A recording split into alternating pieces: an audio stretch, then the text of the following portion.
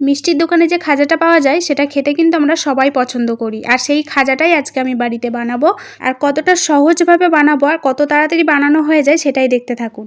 প্রথমেই আমি এখানে চিনির সিরাটা বানিয়ে নেব। 1 কাপ চিনি নিয়েছি আর হাফ কাপ জল নিয়েছি। যতটা চিনি তার হাফ জল নিতে হবে, তাহলে সিরাটা কিন্তু পারফেক্ট হবে। সুন্দর ফ্লেভারের জন্য অল্প একটু কেশর আর 2টো এলাচ দিয়ে দিলাম।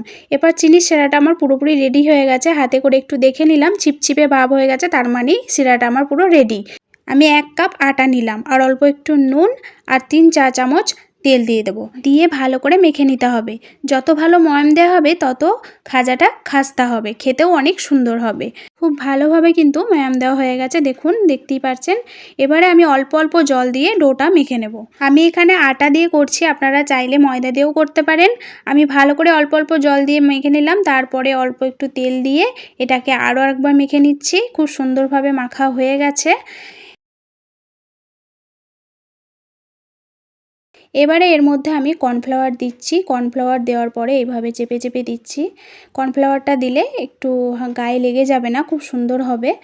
আর আপনারা আটাও দিতে পারেন। আমি এটা এইভাবে হাতে করে চেপে দিয়ে একটা সাইজ করে নেব। একটা ছুরি দিয়ে আমি সুন্দর করে সাইজ করে কেটে নেব।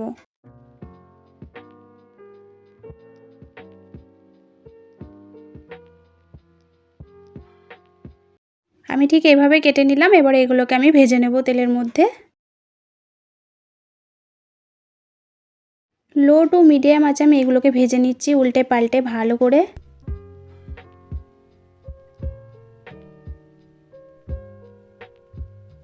ভাজা হয়ে গেছে, এবারে আমি এগুলোকে তুলে নিচ্ছি।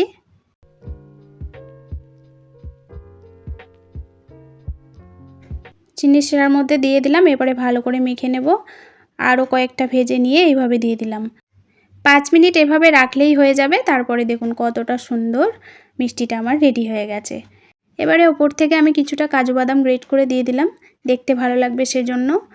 আর দেখুন কতটা সুন্দর হয়ে গেছে মিষ্টিটা, খেতে কিন্তু দারুণ, একদম দোকানের খাজার মতো। দেখা হচ্ছে নেক্সট ভিডিওতে। ভালো থাকবেন, টাটা।